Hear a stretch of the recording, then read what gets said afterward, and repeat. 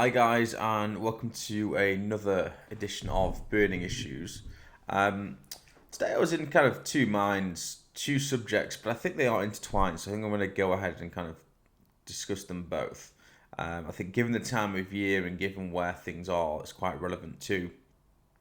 One is burnout, that I think I've probably talked about before, but I often talk about things on repeat because I think it's important to kind of hammer the message home, and you have different perspective on these things as time goes on.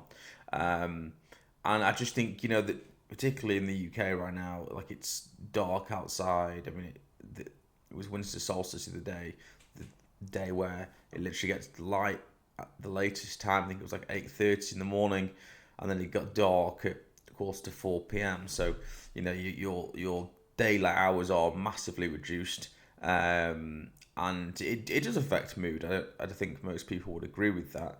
If you're on holiday and it's sunny, it's a bit different to when it's raining and the rain in Manchester hits you in sideways, and it's can be less than desirable, shall we say. And I think that then added in with maybe the time of year, I don't know. So I just had a couple days, being perfectly honest, where I just wasn't feeling myself, wasn't feeling positive, optimistic, just negative, to be honest with you. I think some of it is due to burnout, both emotionally, through to like various different reasons, and physically also probably, just from what has been a very, very successful year for me professionally and personally, something that I think I'll talk about next week's in kind of a yearly roundup or recap of what's happened, which has been quite frankly astonishing, and exceptional and extraordinary in every single way.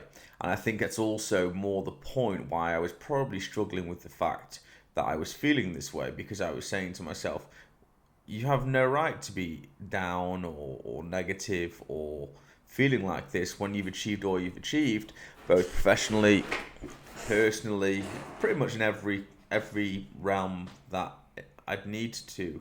Um, and that's what it comes down to. So there's burnout, as I say, which is really just running yourself to the ground. It's something that we've all got to be careful of, because you've heard the adage a million times, but it's a marathon, not a sprint. I was chatting to a friend of mine some months ago, and he made a pretty interesting point that at the end of the day, we're in this for, well, work wise, he was referring to, but still also true life wise. You're not in this for the next year or two, you're in here for the next decade, 2 decades, 3 decades, 4 decades, depending on how old you are and how long you live for, of course. But I can pretty much guarantee that most people listen to this, you've got decades remaining. So, a huge amount can be achieved in a year, 2 years, 3 years, 5 years, 10 years, etc. So, kind of take it slow and steady. Don't get to a situation where you're going to burn out, because, listen, I don't need to go into this today, but where that leads to is an absolutely terrible, terrible place. I was watching Ricky Hatton's documentary last night, and his rise and, unfortunately, his fall as well. And he feels, from what he says, extremely dissatisfied and like a failure. And yet he won the world title. Yet he was, I think, 30 odd fights undefeated, most of them KOs, etc. And probably the reason behind it, my analysis would be that he went too far too fast. And when he did get to that world title level, he wasn't in the fit state for the next fight. Lost that fight against Floyd Mayweather, and then he put himself into another fight.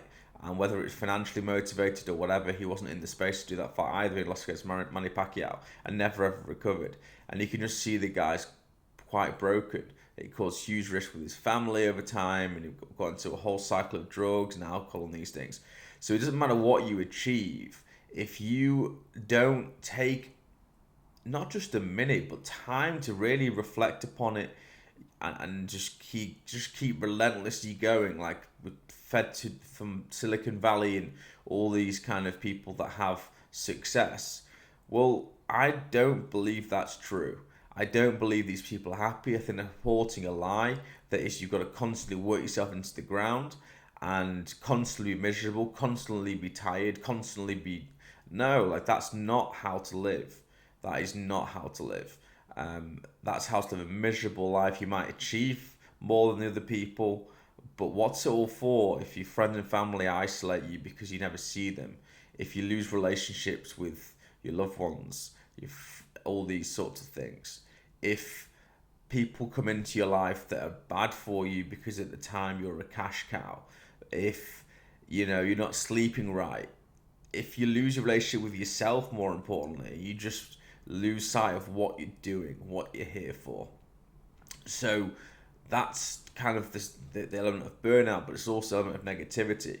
And we're going to just bolt this on because I think it's important to note that it doesn't matter, Ricky Hatton, or who you are, what you've achieved.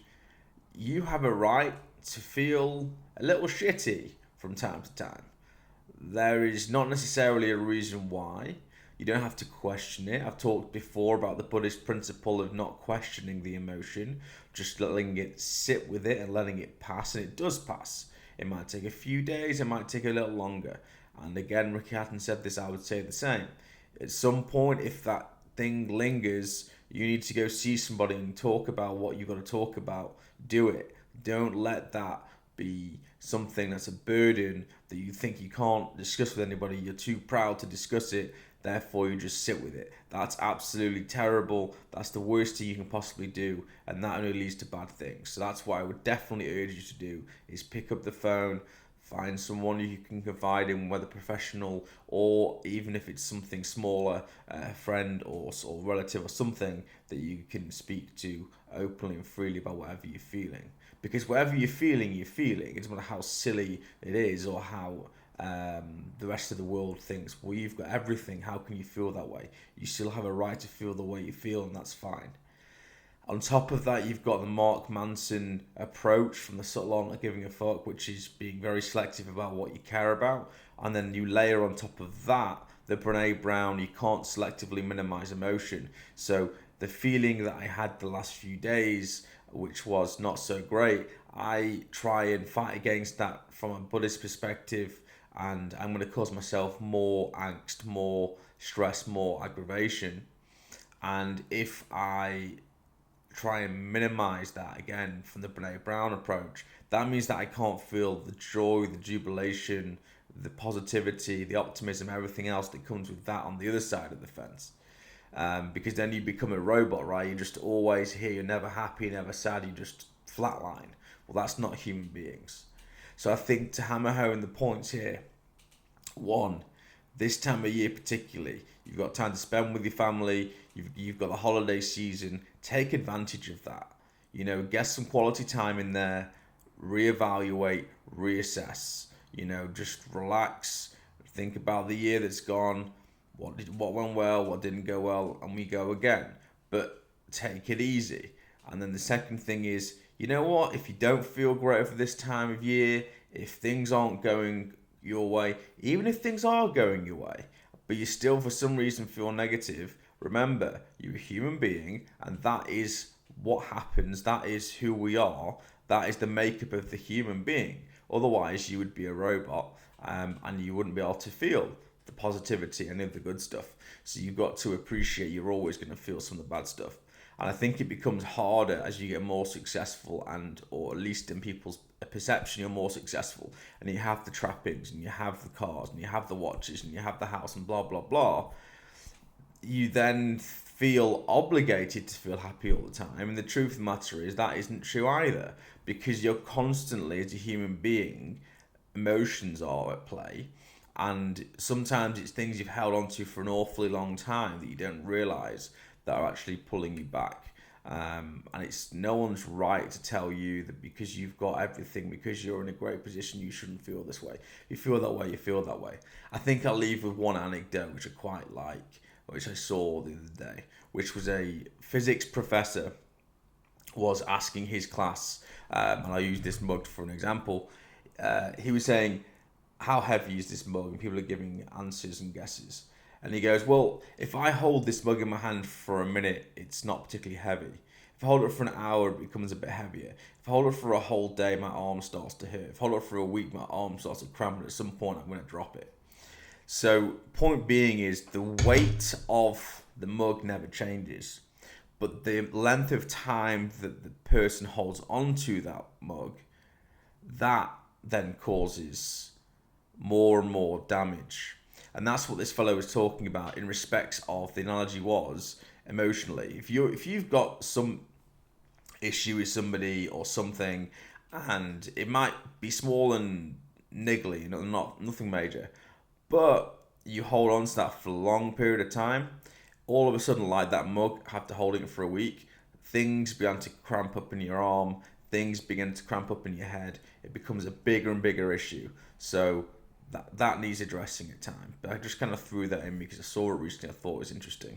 So I think that's a pretty interesting or way to rather to wrap up. It's a longer edition than usual because I've talked more about two different subjects. Again, negativity and the fact that it's always going to be there, have to deal with it, and burnout. So I hope you found this one a bit useful, and maybe if you've got a bit more time, you can watch this longer one over this period.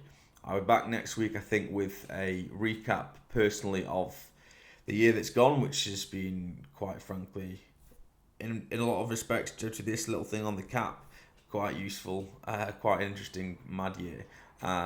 So thanks for taking time to listen to this and previous episodes.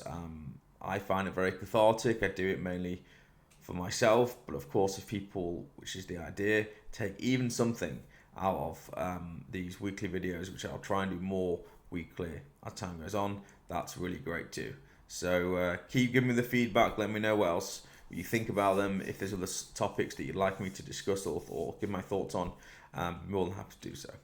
Thanks, guys. Have a great holiday season and great 2024.